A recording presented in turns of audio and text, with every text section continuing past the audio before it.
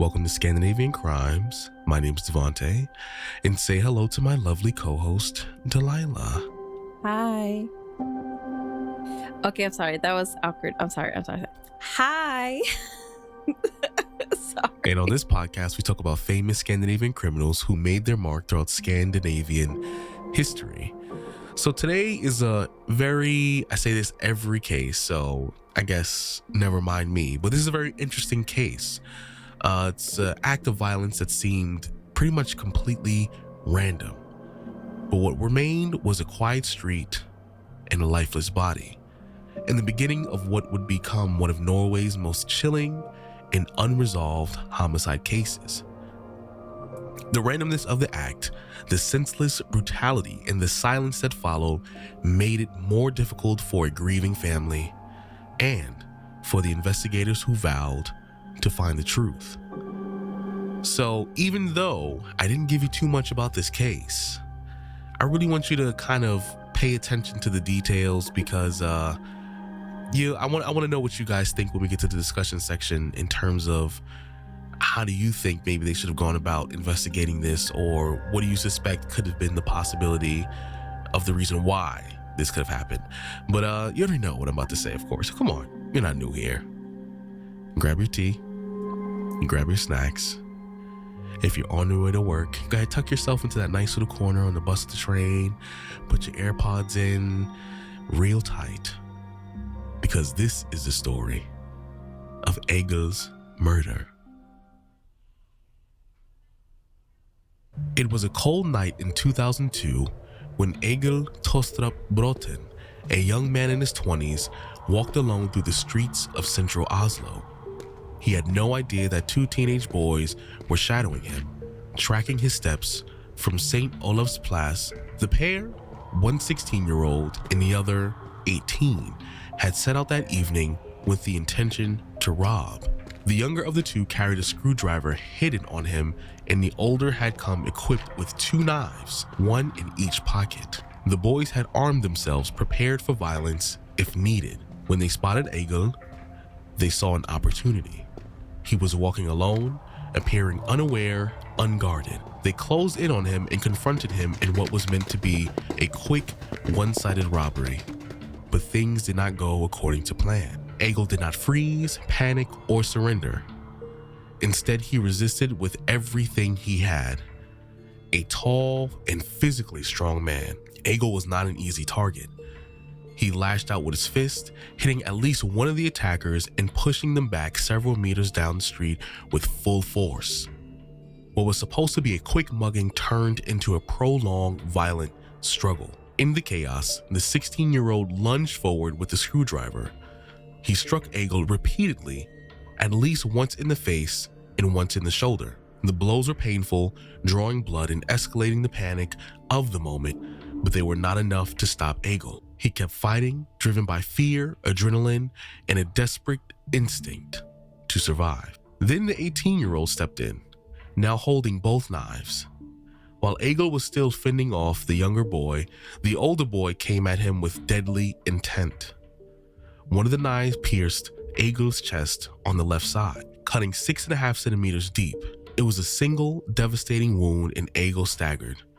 For a few seconds, he remained upright, his body reacting slowly to the trauma, and then he collapsed. The two attackers didn't stop to check what damage they had done. They turned and fled the scene, leaving Egil lying on the cold pavement. Just minutes later, a patrol car passed through the same street. Police officers arrived quickly, but it was already too late. Egil had succumbed to his injuries, dying on the spot from the stab wound that had punctured deep into his chest. Despite the immediate efforts of the Oslo Police Department, the investigation stalled. There were no eyewitnesses, and the motive made the case even more difficult to solve. The randomness of the attack combined with the brutality of the violence challenged the police. The investigators followed every lead they could ever uncover. They combed through the surveillance footage, conducted door-to-door interviews in the area surrounded by St. Olavs Plass, and appealed to the public for information. Dozens of individuals were questioned. Some were ruled out quickly.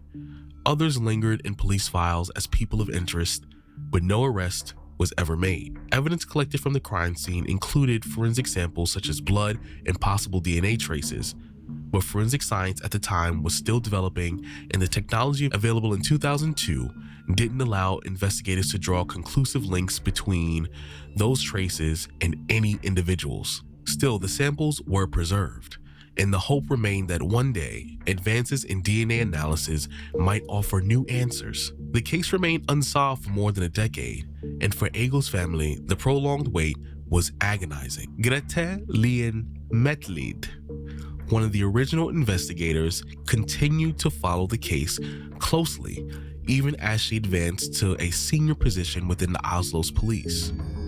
Throughout the years, she kept in regular contact with Egil's family, offering updates whenever there were developments in the case. Though her messages were thoughtful and consistent, none brought the closure the family longed for. Year after year passed without answers, until 2016, when everything changed. Through a renewed and meticulous examination of the preserved DNA evidence using more advanced forensic technology than had ever been available in 2002, investigators were able to reanalyze biological traces collected from the crime scene. They also revisited and reinterpreted earlier witness statements, connecting subtle details that had previously seemed inconclusive. Thanks to advances in forensic science and a renewed look at old evidence and witness statements, investigators were finally able to connect the dots. Their work pointed to a 32-year-old Norwegian man residing in Oslo who had originally been questioned as a witness years earlier, but had never been considered a serious suspect until now. Several years prior, the man had given a statement to the police during the initial phase of the investigation. At that time, his account did not raise suspicion. He was regarded merely as a witness. He was taken into custody and formally charged with committing or aiding in the murder of Egil. Upon arrest, the man firmly denied having any role in the crime. During the initial round of interrogations, his demeanor was notably uncooperative. He offered vague, non-committal answers and avoided providing specific details about his movement or actions on the night of the murder. Investigators observed a striking emotional distance in his behavior. He remained calm, almost indifferent, even when confronted with the seriousness of the charges. This detachment, combined with the lack of clarity in his responses, immediately raised concerns and deepened suspicions among the investigators. As soon as the arrest was confirmed, Grete reached out to Egil's family without delay. She asked them to come to Oslo for an in-person briefing. The request alone carried emotional weight. 14 years had passed since the night Egil was murdered, and the journey back to the capital was heavy with a mix of emotions. Upon arrival, Egil's parents and his sister were brought into a secure room on the 6th floor of the police headquarters, inside the red zone, an area reserved for sensitive cases. There they were met with Grete and police jurist Andreas Strand. Andreas began to walk them through the recent developments and explained that, as of that moment, the suspect had not confessed. The family was told they should prepare themselves emotionally for a range of possible outcomes. Then during the meeting, an unexpected call interrupted the conversations. It was a defense attorney representing the man in custody. The message was brief but significant. The suspect had changed his mind and now wanted to give a new statement. The man was escorted from the holding cells to a nearby interrogation room. As he entered and took his seat, the room was thick with tension. Then came the words that broke 14 years of silence. He said, "Now, I will tell you what happened to Egil." He didn't call him the man or the victim, but used Egil's name. That detail, seemingly small, struck everyone in the room. The man's demeanor had changed dramatically since the previous day. The suspect spoke quietly, but with purpose. His voice occasionally faltered, and his hands trembled. He appeared deeply affected by what he was about to reveal. He described the events of the night in 2002 in great detail. The decision to follow Egil, the plan to rob someone, anyone, and the eventual confrontation that ended Egil's life. As the interrogation continued, it gradually became evident to the investigators that he had not acted alone. Initially, he was evasive when questioned about whether someone else had been involved. The officers continued with steady, methodical pressure, firm, but without aggression. Eventually, after repeated questioning, he gave up the name. The second individual was a 30-year-old man who had never appeared in any version of the investigation before, not even as a person of interest. He had slipped entirely under the radar, living an outwardly normal life. In the years since the crime, he had followed the academic path and was now enrolled in a demanding program of higher education, far removed from any past tied to violence. When the second man was located and brought in for questioning, the atmosphere was markedly different. Though the police had never identified him during the original investigation, he did not try to evade the truth once confronted. After being taken into custody and presented with the details provided by his former accomplice, he sat down calmly with investigators and acknowledged his role in the events of that night. There was no denial, no resistance. He didn't try to minimize what happened, nor did he attempt to shift blame. Instead, he gave the investigators a full narrative of the night of Egil's murder, from the first decision to find someone to rob to the final fatal moments. His testimony filled in the gaps, confirming the previous confession, and provided investigators with a complete sequence of events they had been trying to reconstruct for 14 years. In June 2017, the case finally went to trial in Oslo District Court. Both accused gave their versions of the events. While they were different slightly in their explanations of motive, the court concluded that the crime had been a violent, spontaneous robbery that escalated to murder. The younger man's attacks caused superficial injuries, but it was the older man's knife that ultimately took Egil's life. In 2018, the Court of Appeal delivered its final verdict. The older man was sentenced for 9 years and 6 months in prison for the murder of Egil. The sentence was 1 year less than the original ruling in the district court. The second perpetrator, who had been 16 at the time of the crime, did not appeal his conviction. He was sentenced 3 years in prison for attempted aggravated robbery. When the courtroom proceedings concluded and the sentences were delivered, a chapter that had remained open for 14 years was finally closed. Its outcome reignited national conversations about youth crime, the boundaries of justice, and the potential for rehabilitation within the legal system. For Egil's family, the verdict brought both relief and sorrow. For the investigators, it was a culmination of years of persistent, emotional, taxing work. The case stood as a testament to the importance of never giving up, even when the leads fade and time marches on.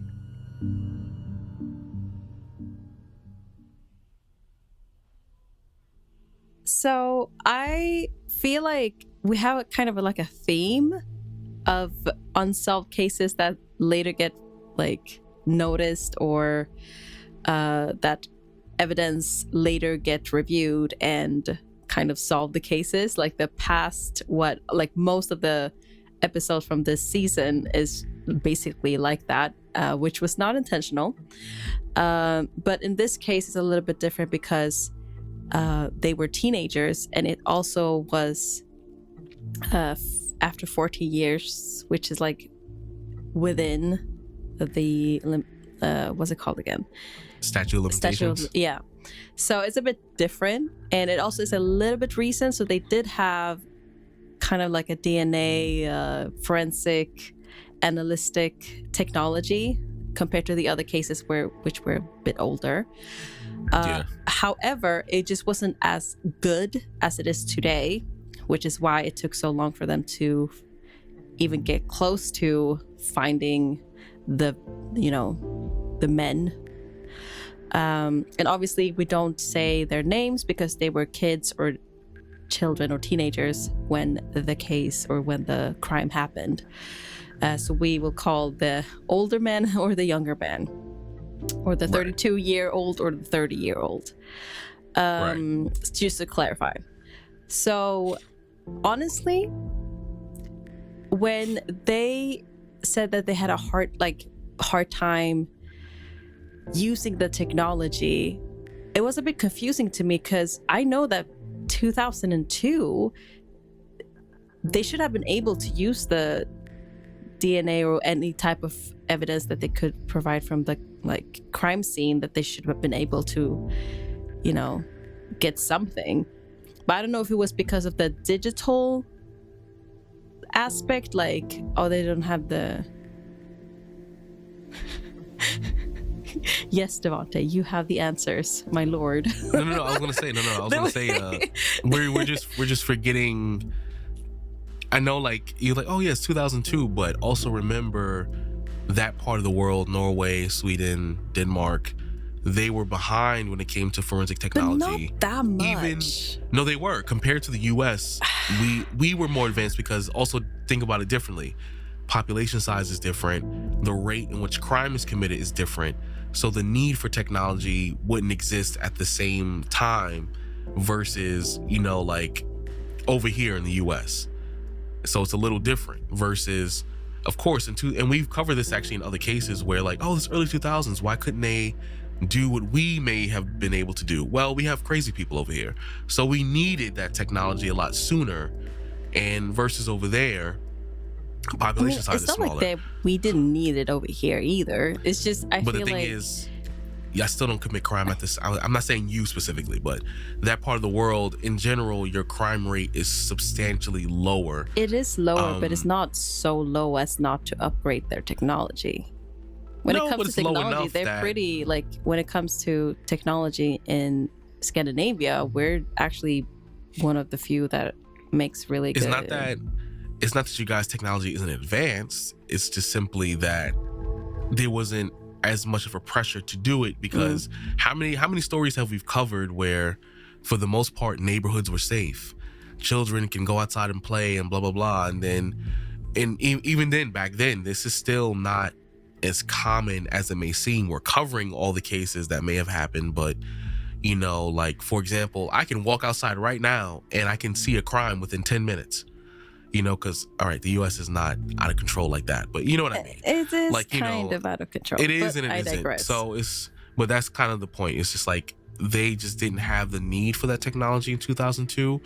And it was later on when, to your point, even if the crime rate isn't as high, you still have the technology now because times are different. You rather have it and not need it than need it and don't have it. And that's kind of the route that they took currently, when it comes to stuff like this. So I get why that forensic science just wasn't where it should be. And even then, even in the US, 2002, it wasn't what it is today. So, but it's fair. What I think they should have done, which was, I don't know if they did do it, but I feel like they were dismissing the witnesses and all other suspects a little bit too quickly. Also, I want to ask you this as well, but like, do you think maybe doing some type of profiling and do like a behavioral analysis or like maybe follow up on the anonymous tips or any type of things like could have helped? Because one of the witness ended up being the 32-year-old. So, well, I always say this, and I said it in the last case and the case before that, and I said in a case last season. This crime was very random, so it's hard to pull out a motive from it, especially when that person may not live in that neighborhood, the victim. Also, it's random because it wasn't like a sexual based crime or a crime of passion. It was a single stab wound to the chest. That's it, which means it was less of this aggressive scene per se. And we know that based on their intentions. Their intentions was to rob.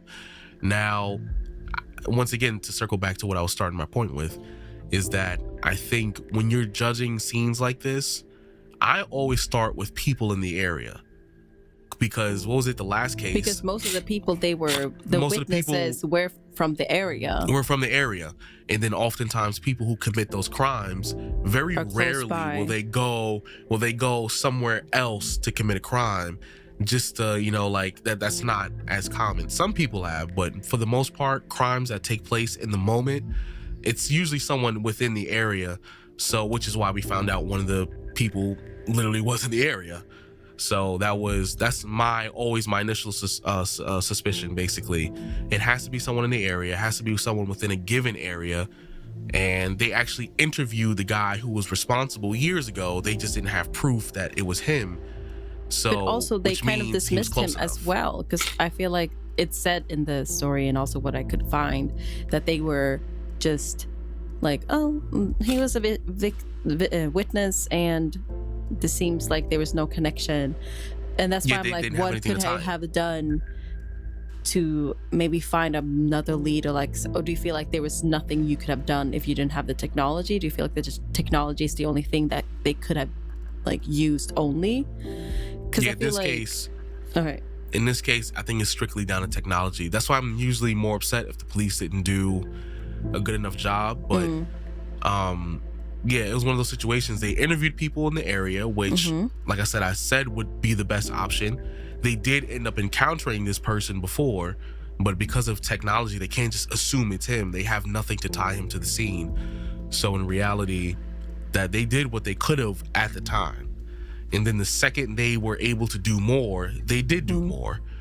So, it's not their fault. They did what they tried. They really did try. They took the right steps, it seems. Something that I also thought about, is that what if the culprit never confessed? Do you think that they wouldn't really be able to solve the case? Because, even though they have the DNA and they match with a 30-year-old,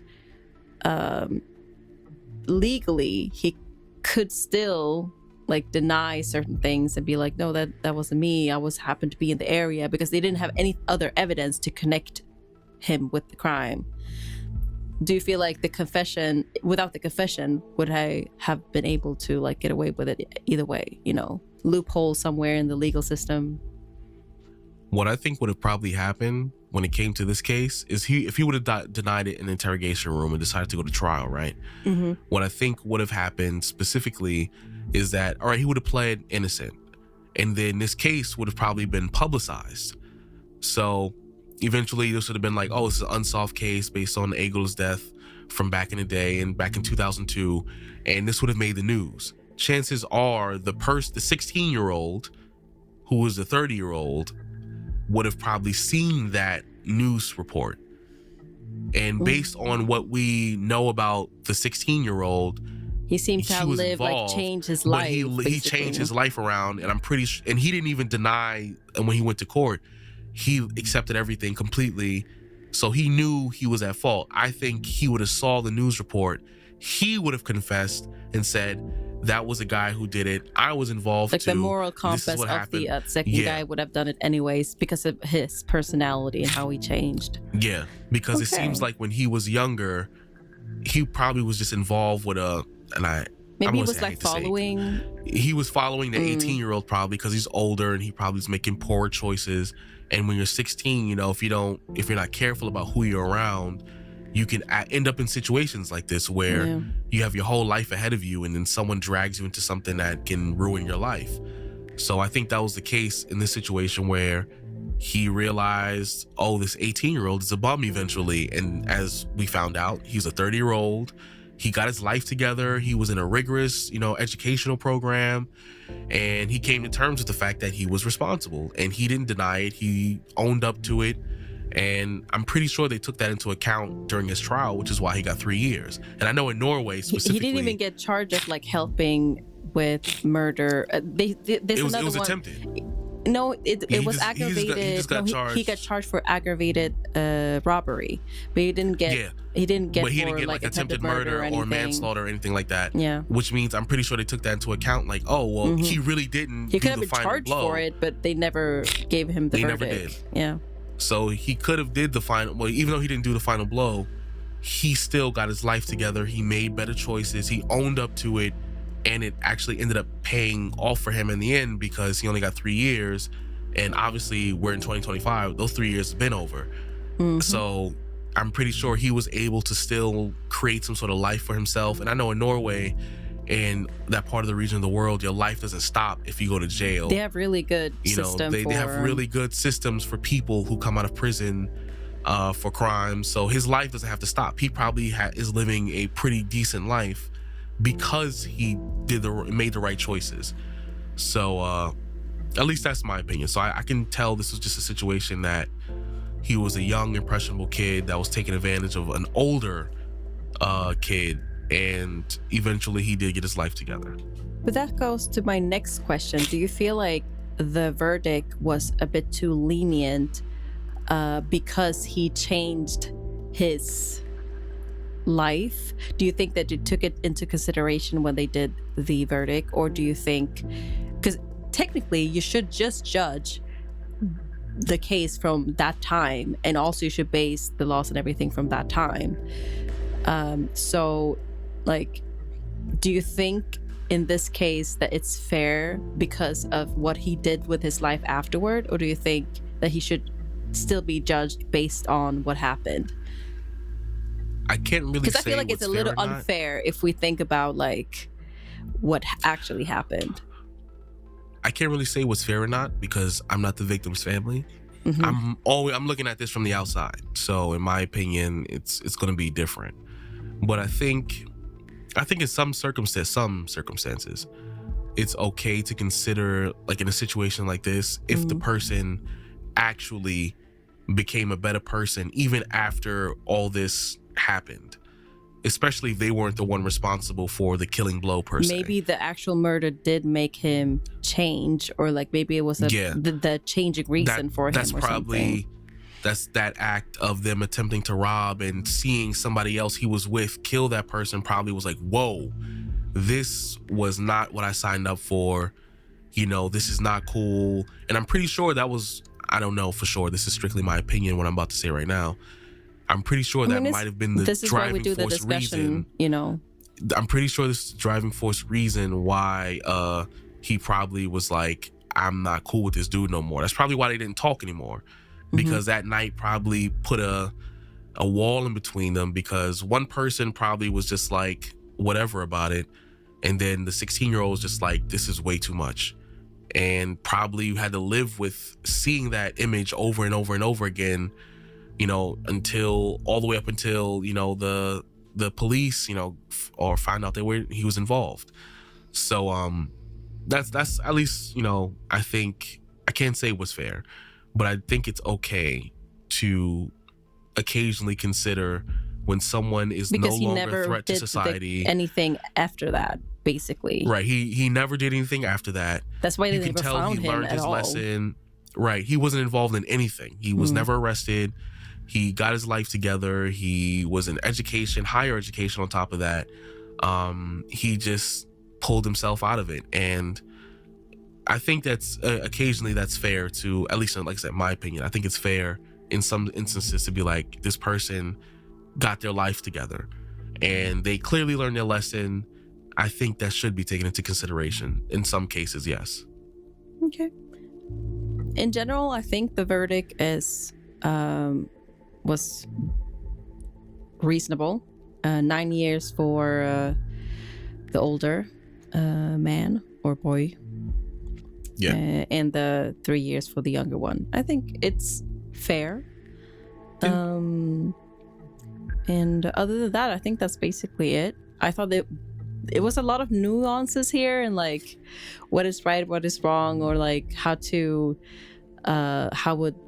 trial and also how the police would charge and interrogate and everything. But it seemed like they did everything correctly. They interrogated them very correctly too, without like really forcing them to say anything or anything like that. So I think that the case was done very well. It just was very unfortunate with the technology that was limited. Agreed. Yeah. So we can, I guess we can finally do what we usually do at the case at the end of the episode. But you know, as usual, let us know what y'all think about the cases. If you're watching this on Spotify, you know, you can leave a little, you know, message on the episodes. If you want to talk about it directly, reach out via Facebook, Instagram, TikTok, all that stuff.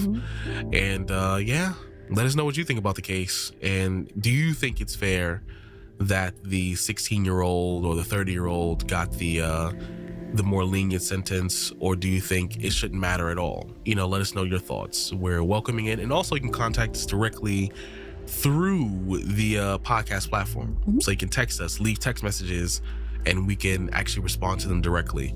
So y'all let us know. And of course, to end the episode on a good note, let us talk about food. Good vibes. I'm going to start because I have something specifically in mind that is in my fridge that I'm about to bust down as soon as we stop recording. Oh, that's unfair. And that is, I got this food from, it's a restaurant called Curry King. And, you know, there are a lot of people they're like Indian, and they have some amazing lamb chops with this sauce, with this basmati rice. Oh my gosh, it is heavenly. I'm actually trying to rush this along so I can eat that food. That sounds really good. Your turn. I can't top that. I agree with that one. I just won't be able to eat it. You can think of something. Come on now. I guess soup. It's, you know, cold now. That's so Ramen, though. I made my own ramen for the first time. Trying to be fancy. More responsible with my economy. Instead of ordering it, I just try and make it myself and see if it gets any better. It was good though. That's good. Yours sounds ramen is good. way better. I like your ramen, you know. It's good. I'm a pro ramen maker. But either way, guys, love y'all, appreciate y'all, and we will see you in 2 weeks for the next episode. But in the meantime, be sure to listen to the older episodes if you haven't already. Let us know what you think and show some love, and we will see y'all next time. Peace out. Bye.